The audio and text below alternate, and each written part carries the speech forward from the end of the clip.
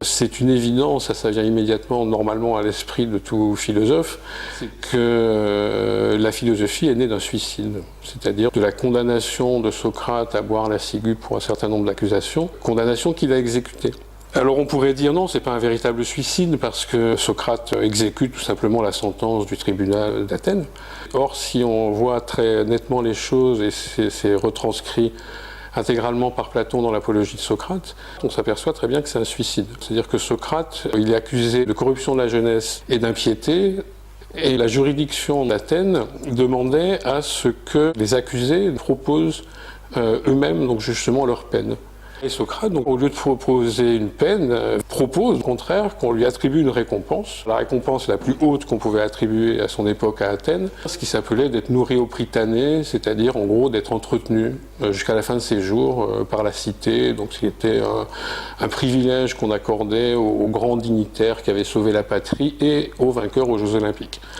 Donc le juré, donc il y a 501 jurés quand même au procès de Socrate, doivent décider entre non seulement le fait d'acquitter Socrate, mais en plus de le récompenser par l'une des plus grandes récompenses, ou bien de le considérer comme coupable, et à ce moment-là de voter la mort.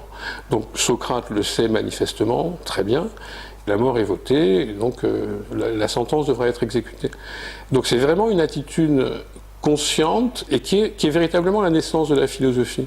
Pour le montrer, il y a un autre intellectuel de son temps qui était un sophiste très reconnu, très grand, qui s'appelait Protagoras, dont il nous est resté aucun écrit, sauf deux formules en fait, mais une dont on est sûr qu'elle est de Protagoras, qui dit des dieux, je ne sais pas s'ils existent ou s'ils n'existent pas. Et on sait que Protagoras a été inculpé, probablement pour ça, on n'en est pas sûr, mais probablement pour ça, et qu'il a fui. Et Socrate, donc justement, on lui propose de fuir, ses amis, Criton, donc notamment, qui est un ami d'enfance de Socrate, lui propose d'organiser sa fuite, il refuse.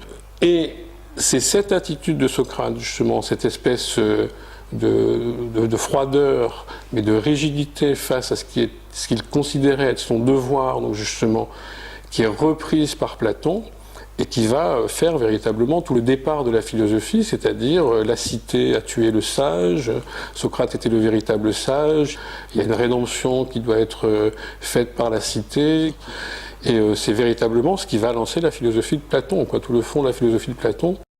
Donc la condamnation de Socrate, c'est un suicide, et c'est un suicide qui est très prémédité, donc justement. Ce qui va nous renvoyer à d'autres questions qui concernent le suicide d'une manière générale, c'est-à-dire est-ce qu'il est raisonné, est-ce qu'on se suicide parce qu'on le veut, est-ce que c'est une décision, est-ce que c'est une situation qui nous pousse au suicide, etc. En parler, c'est déjà revivre.